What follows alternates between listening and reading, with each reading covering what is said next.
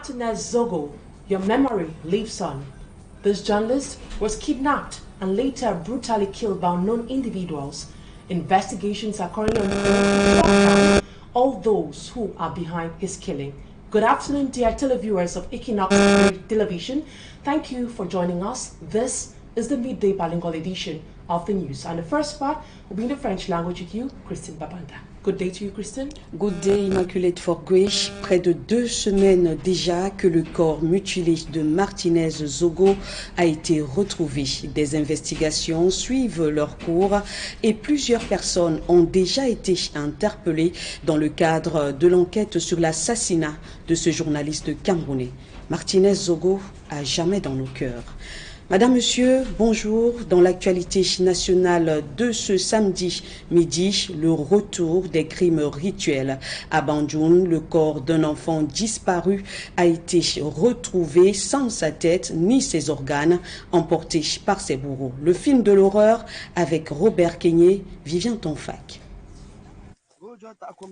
Découverte macabre dans cette rivière de Soum à Bandjoun dans le département du Gounki. Dans l'eau et en état de putréfaction, une dépouille mutilée de plusieurs parties, dont la tête et le sexe. Surpris par cette étrange présence dans l'eau, des enfants qui s'apprêtaient à engager une partie de pêche vont illico presto prendre la poutre d'escampette et alerter le voisinage. Les enfants étaient en train de pêcher. Quand ils pêchaient maintenant, ils sont arrivés, ils ont vu le corps de l'enfant dans l'eau, ils ont fui. Mais ils ne sont pas venus me dire. C'est aujourd'hui que les enfants sont allés à l'école, ils faisaient des commentaires avec. Et la mienne était parmi. Elle a compris maintenant et est venue me signaler. C'est là-bas qu'on a trouvé le corps. Ce corps sera identifié comme celui d'Ornella, âgé de 17 ans, porté disparu depuis le mois d'octobre 2022. C'était le 8 octobre 2022 que ma fille nommée Bem, Feusi Sandrine Ornella est portée disparue. Pendant ce temps maintenant, je suis parti à la commissariat signalé. J'ai fait tout maintenant possible. Je n'ai pas vu l'enfant depuis 4 mois. Sorti de l'eau en présence des éléments de la police et de la gendarmerie, cette dépouille a été désinfectée, puis immédiatement inhumée. Les proches d'Ornella sous le choc n'ont qu'une seule phrase, au bout des lèvres, que justice soit faite.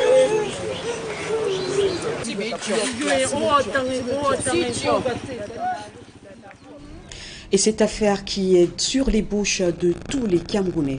Et Dame Kouma, le village qui a vu naître Martinez Zogo, porte le deuil. Les habitants de cette bourgade portent encore les séquelles de ce crime crapuleux à l'endroit de leur fils.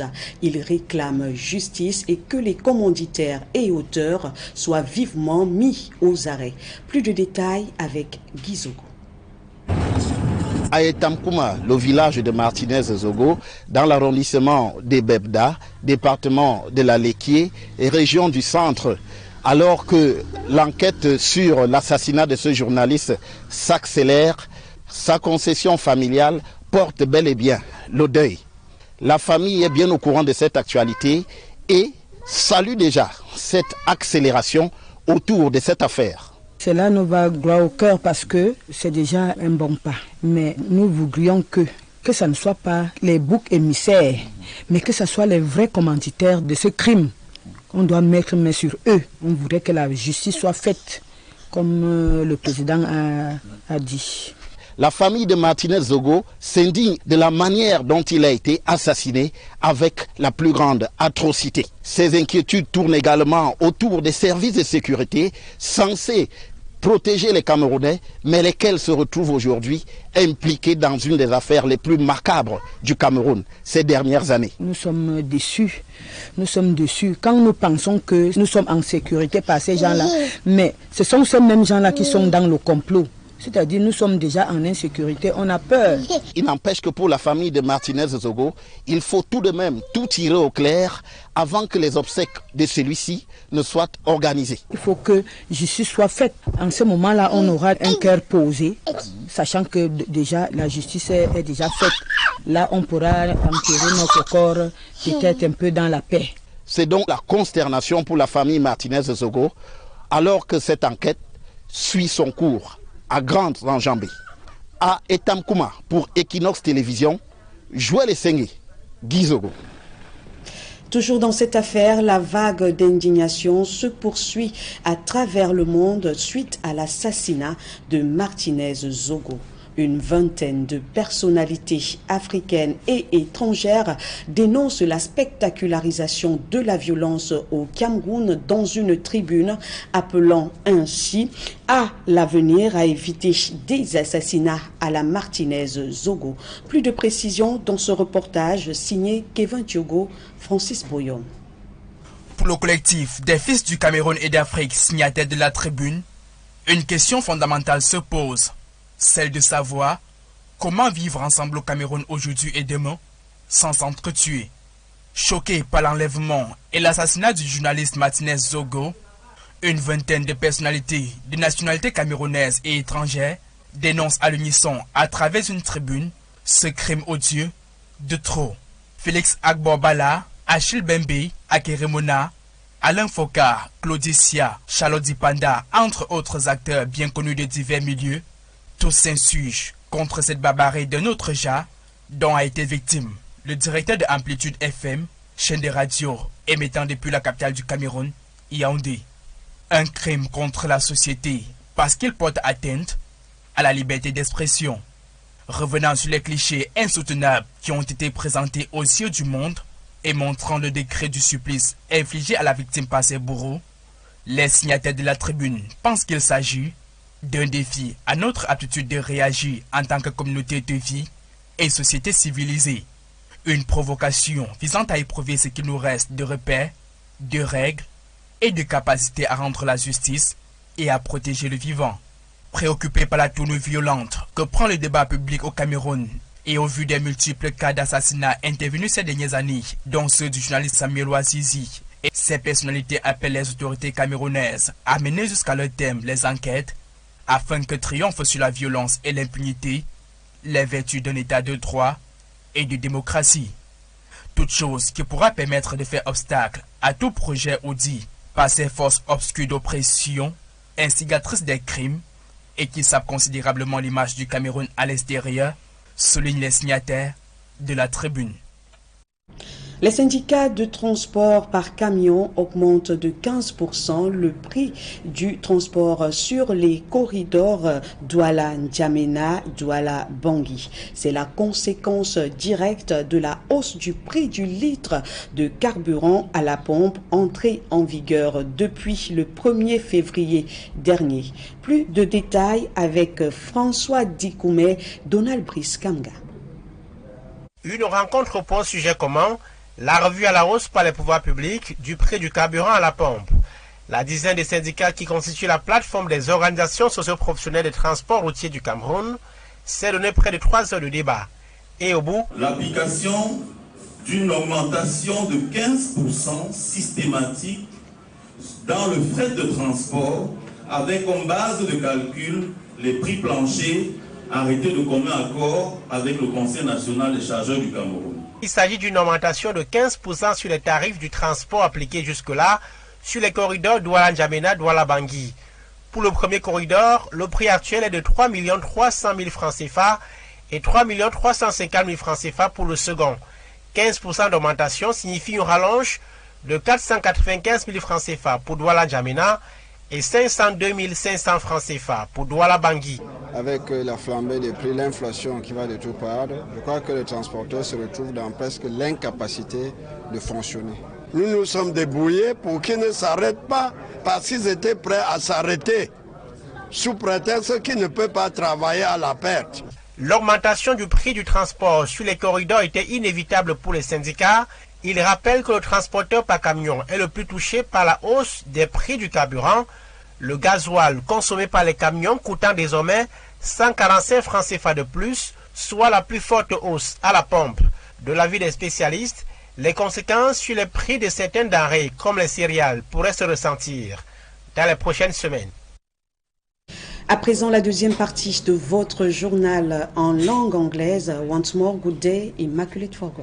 Good day to you, Christine Babanda. Good day, dear televiewers of Équinoxe Television. Thank you for staying with us on the second part of the news. We begin in Buea, which is a chief town of the southwest region, where the president of the Buea Military Tribunal, Chinda Yemeyo Jackson, alongside 5 of his co-workers, have been sued by some lawyers who currently appear at the Buea Military Court. The lawyers are accusing the president of the Military Tribunal of Buea, Colonel Chinda Yemeyo Jackson, of 6 counts, amongst which are corruption and falsification of some documents. Smarty Kangebo spoke to one of the complainants, Barrister A.B. Stanley Ekwala, and put together this report. Days ahead, will boycott the court in protest because we have been taken for granted. It is inadmissible, it is unacceptable. We will boycott the court so that those who parade the corridors of power should come in and investigate. Barrister A.B. Stanley Ekwala is amongst the 8 lawyers who have filed a complaint against the president of the military tribunal in Buea, Magistrate Colonel Chinda Yemeyo Jackson, and 5 of his colleagues for disrespecting the rights of the lawyers in Buea. State brief has to be assigned to those who are resident within the jurisdiction of this court. Unfortunately, a colleague left Douala came here, who is related to one of the top-ranking military president of the military tribunal. He was assigned state briefs. Few weeks or a few months thereafter, colossal sum of money was withdrawn from the state coffers for the state brief that he purportedly did, which, as at the time the money was collected, he has not done any state brief right up to judgment. It is on record. Let me lay the facts bare. He has not done any state brief which will warrant him to collect such a colossal sum of money, close to 200 million francs. It is appalling. Even some of us who have been doing cases in that court for the past 8 years or thereabout, we have never collected such amount of money. Me, for one, I have never collected a dime. The lawyers who are planning to boycott court sessions at the military tribunal in Buea in the days ahead say their benefits have been handed over to another lawyer who is not based in Buea. According to the complaints dropped at the Ministry of Justice, the Supreme State Audit Bench Office, and the National Anti-Corruption Commission, the lawyers say the officials of the military tribunal in Buea have abused power, falsification of official documents, false pretense, misappropriation and extortion of state funds from the treasury. They are calling on justice to prevail. I'm calling on the minister, the president. I've written another complaint which in the days ahead I will forward to the presidency of the republic. It should be investigated. It should be investigated, and if any person who is found culpable, let the president has to roll so that we should know that Cameroon is a state of law. Our bodies are still hanging in the air. We have not collected any kobo. I have not collected 1 franc. The facts are very glaring that tell us and also the face. The team of lawyers who filed the case against the president of the Buea Military Tribunal are now expecting that investigations will be carried out to clear the air about the corruption charges. And now on to something else. A group of persons, including legal minds, journalists, teachers, and civil society actors, are demanding that justice be served for journalist Martinez Zogo, who was kidnapped and later brutally killed by unknown individuals. They are equally denouncing arbitrary arrest of journalists in the country. Mala Glory is the lady on that report. How to live together in Cameroon today and tomorrow without killing each other? This is a question posed by at least 20 personalities who have jointly condemned the numerous killings in Cameroon. The mother of Martinez Zogo is the last straw that broke the camel's back. Cameroonians are still in shock, including this class of people: legal minds, civil society actors, journalists, teachers, artists, and influential personalities. They express their deep concern in a document published online. and say the stability of the country is threatened by bitter clan struggles. Killing a journalist, they say it's against society because it violates freedom of expression. In a document signed by this group of persons, Felix Agbobala, Calix Behala, Marie-Roger Bilois, Charlotte Dupanda, Alain Foucault, Claudicia and many others, they describe how the journalist was humiliated, the abduction of the victim by his executioners, the torture, his mutilation and the exposure of his remains, they say, represent a challenge to the people's ability to react as a community and civilized society. They add that the assassination of Martinez Zogo comes after dozens of others have been killed, amongst which is Engelben Veng, His Lordship Yves Plumet, Joseph Mbassi, and His Lordship Jean-Marie Benoît Mbala. In the same document, they also denounce violence against intermediary bodies such as the press, trade unions, the clergy, and associations. They therefore call for an inclusive national dialogue to end all the atrocities going on in Cameroon. And in the same vein, journalists in Cameroon are clamoring that a law be enacted at the level of the parliament in order to enable journalists easily have access to information and equally carry out their job well without fear of reprisal. They say the death of journalist Martinez Zogo should be an eye-opener to the government as far as the protection of journalists is concerned. Right now, take a listen to Abba Isidore. He is the president of the Cameroon English-speaking journalists in Boya. Take a listen. The president's move to support journalists is laudable. This is the very first time that the president of the republic is coming out to reaffirm his support for journalists. We think that this is heartwarming coming from the president. But we think that this shouldn't be, or this shouldn't end at the level of speeches. It should be matched by action. We want to see concretely what the state is doing to be able to bring the perpetrators of the death of Martinez Zogo to book. From that, we can be able to judge that the president has taken a commitment, and of course he is working to fulfill that commitment.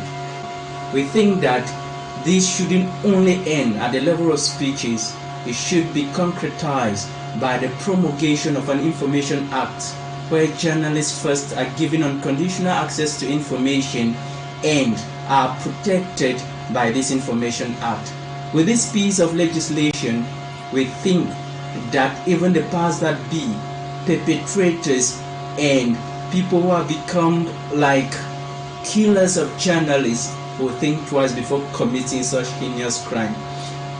Abba Isidore, a journalist based in Boya, speaking there. And away from that, a gang of suspected armed bandits have been dismantled by elements of the National Gendarmerie in Yaoundé, that is in the central region of Cameroon. The gang is suspected to have been the one masterminding robbery attacks in several neighborhoods of the nation's political capital. AC Lucy reports.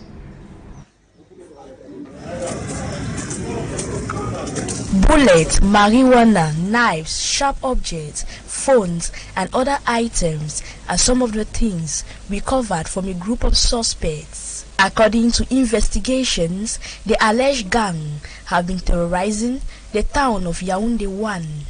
During a search operation carried out by the elements of the National Gendarmerie, the suspects were apprehended. Following the instructions of our hierarchy to put an end to the moral practices of certain individuals in the Yaoundé town and its neighborhood, we proceeded to the arrest of many individuals, about 8 of them who were arrested. The alleged bandits, according to Commander Akoni, were persecuting the population.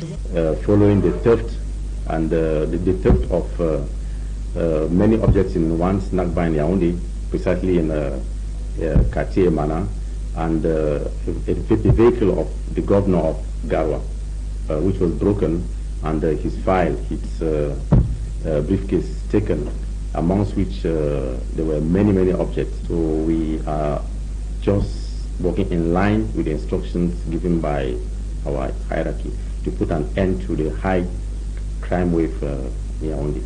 The forces of law and order call on the population to collaborate, be prudent, and also denounce any suspect.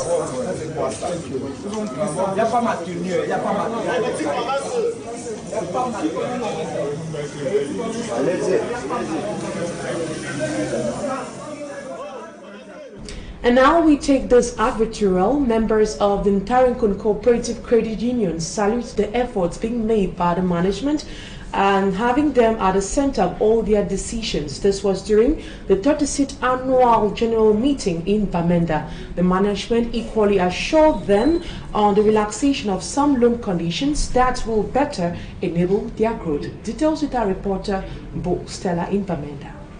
The Ntarinkun Cooperative Credit Union now prides itself as the #1 credit union in Cameroon with the most members, that is, 82,577 members, despite setbacks in business due to the armed conflict and the coronavirus pandemic. In 2022, the management matched its words with actions.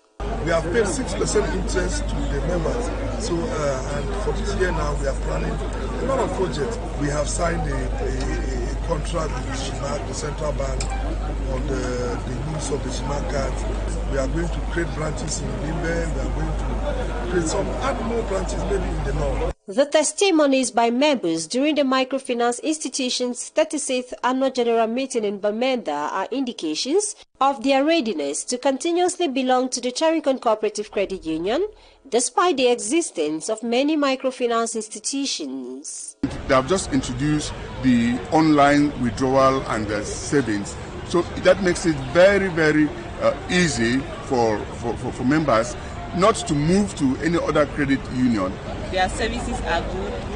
They try to meet up with all the classes of people. In the year under review, the Ntarinkun Cooperative Credit Union paid a 6% interest on savings to the tune of over 2 billion francs CFA. 2023 therefore promises to be a less stressful year for its members, as the loan policy conditions have been relaxed to suit all categories of members. When they want to give out loans, it doesn't take much time. It doesn't take years. It doesn't complicate you. If they check your documents. If you are viable for loan, they give you. If you are not, they just tell you no, you are not viable for loan. So that is the way. They are very straightforward in that. Created in 1972 as a savings Janvier by a group of 15 members, the Ntarinkun Cooperative Credit Union at 50 now offers services recognized nationally and internationally. We have international money transfer services, and with this our digitalization process, it is possible for you now in the days ahead to deposit money or save money into your account without necessarily coming to the office. In 2023, the Ntarinkun Cooperative Credit Union will celebrate 50 years of transparency in taking democratic and financial decisions, accountability, reliability, confidentiality, and honesty in financial management. And that advertorial puts a cap to today's edition of the midday bilingual newscast on Équinoxe television. Up next is Pidgin News Debate with Ambassador. Have a lovely day. Equally have a lovely day, Christine Babanda. Also have a wonderful weekend, Immaculate Forguish. Et c'est la fin de ce journal. Restez en compagnie de votre très attendu magazine Pidgin News avec Smart Dicam Gabriel et ses invités. Belle journée.